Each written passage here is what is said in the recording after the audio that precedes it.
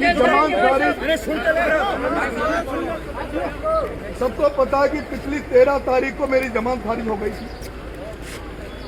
लोग सोच रहे होंगे 1 महीने में आज सरेंडर क्यों कर रहा है।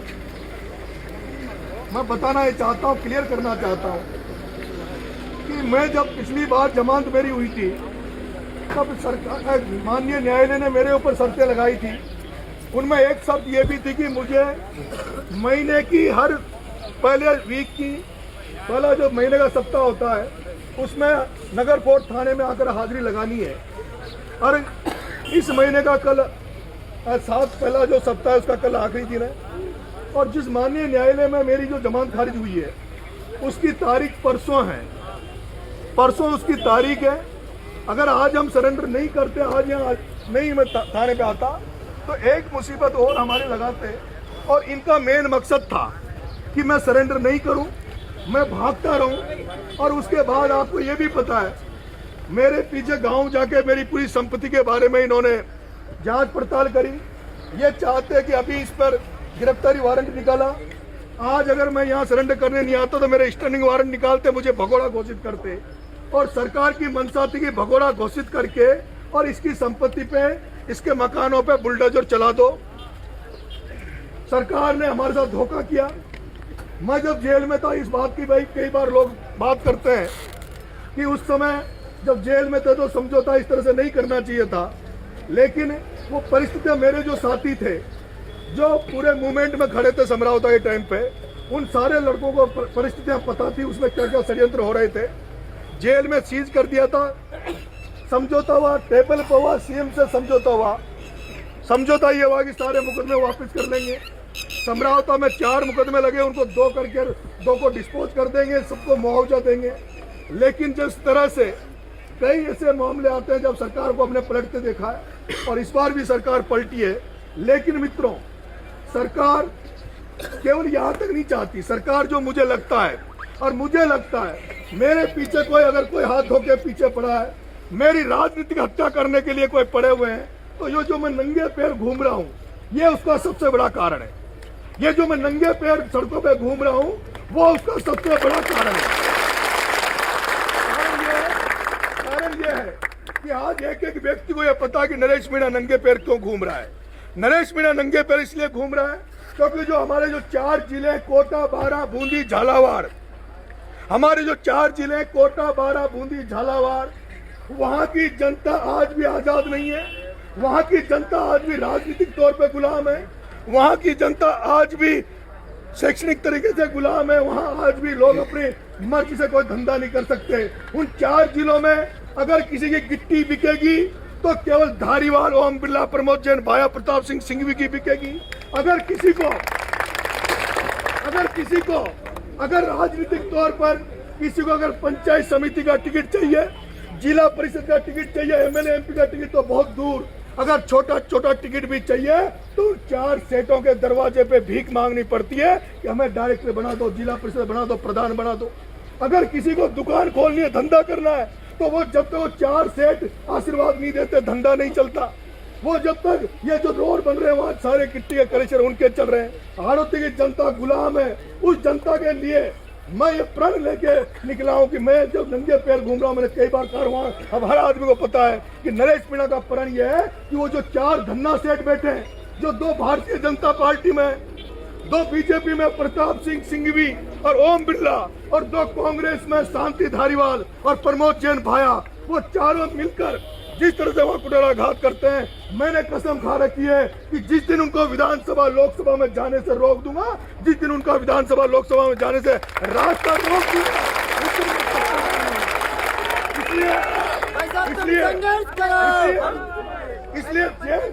इसलिए वो उन्होंने भी एक प्रण, मैंने जो किया है उन्होंने भी प्रण ले रखा है कि नरेश मीणा हमें तो रोक पाएगा नहीं रोक पाएगा। लेकिन मुझे जो साजिश लग रही है, जो षड्यंत्र लग रहा है, वो षड्यंत्र वही षड्यंत्र मेरे साथ चल रहा है जो कंवरलाल मीणा के साथ अंता में हुआ। आज कंवरलाल मीणा की कहीं राजनीति में चर्चा नहीं होती, कंवरलाल मीणा की राजनीति में चर्चा नहीं होती। लोक समाज की बात करते मैं कहना चाहता हूँ कि कंवरलाल मीणा जो डबल इंजन की भारतीय जनता पार्टी की सरकार है, कल 2 दिन बाद में आदिवासी दिवस है, पूरा देश आदिवासी दिवस मनाएगा। लेकिन मैं पूछना चाहता हूं कि पूरे भारत में केवल बीजेपी का एक व्यक्ति ऐसा है जो एमएलए होते हुए भी जेल में पड़ा, जिसकी एमएलए गिरी खा गए। और जो बीजेपी में जो आदिवासी एमएलए बैठे, आदिवासी जो नेता बैठे, उन्होंने एक ने भी कभी ये नहीं कहा कि कंवर लाल को माफी मिलनी चाहिए, कंवर लाल को राज्यपाल माफ करें। इनको लगता है ये समुदाय, ये लोग इतने कमजोर हैं। जैसे हमने कंवर लाल मीणा को जेल में डाल के, कंवर लाल मीणा को जेल में डाल के, तुमने अंतर चुनाव भी देखा होगा। अंतर चुनाव मुझे केवल कांग्रेस ने नहीं हराया था, अंतर चुनाव मुझे कांग्रेस ने नहीं हराया था। आप सबने देखा होगा कैसे ओम बिरला ने हजारों आदमी प्रमोद जैन भाई को, उसके जो कांग्रेस का भाई था, उसको एमएलए बनाने के लिए पूरी टीम वहां खड़ी कर दी थी। भारतीय जनता पार्टी के वहां पर 3 एमएलए थे, बीजेपी के 12 में 3 एमएलए थे, एक राधेश्याम बेरवा, एक ललित मीणा और एक क्या नाम से प्रताप सिंह सिंघवी।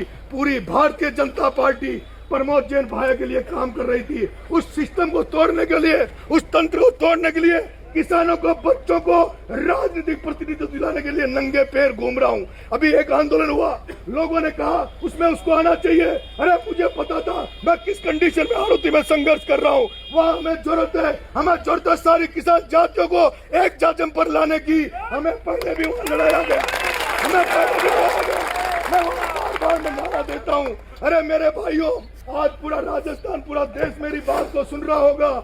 जिस हाड़ौती में सबसे ज्यादा धाकड़ समाज रहता है, जिस हाड़ौती में सबसे ज्यादा धाकड़ समाज रहता है, जिस हाड़ौती में मीणा समाज रहता है, जिस हाड़ौती में गुर्जर समाज रहता है, जिस हाड़ौती में माली समाज रहता है, बंजारा समाज रहता है, लोधा समाज रहता है, लेकिन कोई भी इनके पास प्रतिनिधित्व नहीं है। प्रतिनिधित्व 4 सेठों का है, और उन सेठों का प्रतिनिधित्व को तोड़ने के लिए, उसको, उस सिस्टम को तोड़ने के लिए मैंने देख लिया, वो सिस्टम जब तक नहीं टूटेगा, जब तक वहां गुर्जर मीणा एक नहीं होंगे, वो सिस्टम तब तक नहीं टूटेगा। वो सिस्टम जब तक नहीं टूटेगा, जब तक धाकड़ समाज, माली समाज, सारी किसान जातियां एक नहीं हो जाती, तब तक वो सिस्टम नहीं टूटेगा। और इसीलिए आपने देखा होगा पिछले दिनों जब खाद नहीं मिल रहा, अभी भी किसी की खाद की दुकान पर चले जाओ, चाहे माधोपुर चले जाओ, कहीं भी चले जाओ, डीएपी खाद का कट्टा कहीं भी 1350 जो प्रिंट रेट है उसमें नहीं मिलता, 2300-1800 में मिलता है। यूरिया का कट्टा कहीं भी नहीं मिलता, क्योंकि सेठों का राज है, अमित शाह का राज है, अडानी अंबानी का राज है। नरेश मीणा चाहता किसानों का राज आए, किसानों की राजनीति चले। और जब तक किसानों की राजनीति सक्षम नहीं होगी, मजबूत नहीं होगी, जब तक किसानों का कोई भला करने वाला नहीं है। इसलिए मेरा तो सपना है कि सारी किसान कम्युनिटी को साथ लेकर चलूं। आज मैं देख रहा हूँ कि आज सारे लोग, आप मुझे आशीर्वाद देने आए हो, आप मुझे जेल छोड़ने आए हो। धारा 144 लगा दी, उसकी भी आपने चिंता नहीं की। मैंने कोई आह्वान नहीं किया था, मैंने प्रशासन को अलर्ट किया, लेकिन आपको पता लगा कि हमारा भाई जेल जा रहा है। आप इतनी तादाद में आए हो, मेरी माँ ने रोते हुए भेजा है, मेरा बेटा बाहर है, पर मेरे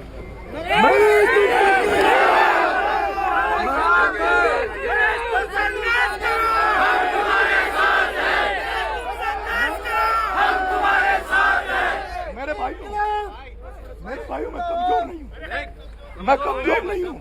मैं 8 महीने जेल रहा, तब भी मैंने एक दिन भी ये नहीं कहा था मुझे छुड़ाना। मैं अब आपसे एक अपील करूंगा, कृपा करके इस बार हमें जो भी मदद लेनी न्यायालय से लेनी है। मैं चाहता हूँ कोई धरना प्रदर्शन ना हो, कोई ज्ञापन ना हो, कोई धरना प्रदर्शन नहीं हो। एक मैं आपसे हाथ जोड़ के निवेदन करना चाहता हूँ, कृपा करके जेल में भी कम से कम मेरे मिलने आए, क्योंकि जेल में भी नियम कानून कायदे हैं। आप रोज वहाँ आएंगे, मिला नहीं पाएंगे, आप बिना मिले आओगे। मैं ये भी नहीं चाहता कि आप लोग वहाँ मेरे से मिलने हो। आज जो आप विदाई देने आए हो, मेरे को जेल भेजने आए हो, आपके बेटे का आपने विश्वास बढ़ा दिया। मेरे पास 2 रास्ते थे, मेरे पास 2 रास्ते थे। एक रास्ता बहुत आसान था, एक रास्ता तुम्हारे बेटे के पास बहुत आसान था। भजन लाल से मीटिंग हुई, भजन लाल ने सबसे पहले मेरे बाप से कहा था तेरे बेटे को उनका टिकट दे देते हैं, बीजेपी से लड़ा देते हैं। मैंने कहा मैं हार्दिक पटेल नहीं हूँ, मैं वो लोग नहीं हूँ जो जेलों में डर के हमारे पहुंच गए, जो लोग हमारे जेलों में पहुंच गए। आज भी नरेश मीणा अगर बीजेपी ज्वाइन कर लेता, आज भी नरेश मीणा बीजेपी ज्वाइन कर लेता, तो शायद हो सकता मेरे सारे मुकदमे खत्म हो जाते। हो सकता बीजेपी ज्वाइन करता तो सरकार मेरे खिलाफ एप्लीकेशन कोर्ट में नहीं लगाती। लेकिन तुम्हारे भाई ने कांटों भरा रास्ता अपनाया है, तुम्हारे भाई ने कांटों भरा रास्ता अपनाया है। पिछले सालों आपने देखा होगा 3 चुनाव 3 दिवाली चुनाव में निकल गई और 2 मेरा जन्मदिन आने वाला 16 अगस्त को, और जन्मदिन के दिन आपका भाई पिछली बार झालावाड़ में रहा, हो सकता है टोंक में रहा, लेकिन मैं एक अपील और करके जा रहा हूँ। एक आदिवासी दिवस है 9 तारीख को आदिवासी दिवस है। मेरी रिहाई की बात मत करना, मेरी रिहाई की बात मत करना, लेकिन आदिवासी दिवस के दिन वो जो मेरा भाई, वो जो कंवरलाल मीणा जो झालावाड़ की जेल में पड़ा है, जिसके विधायक ही खा गए, अगर तुम में दम है आदिवासियों तो ये जरूर दिखा देना। 9 अगस्त को एक ही मांग करना कि राज्यपाल कंवरलाल मीणा की माफी दे और कंवरलाल मीणा को सलाखों से बाहर लाए।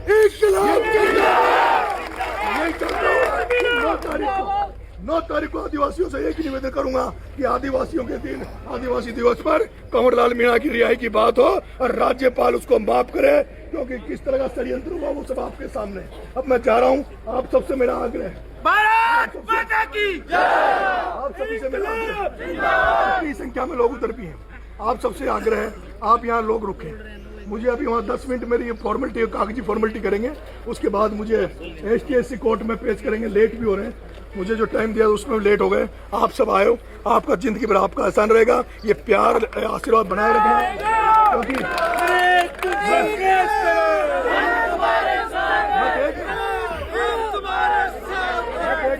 आने वाला एक आदमी है, इसलिए कृपा करके आप सब लोगों को बहुत बहुत धन्यवाद।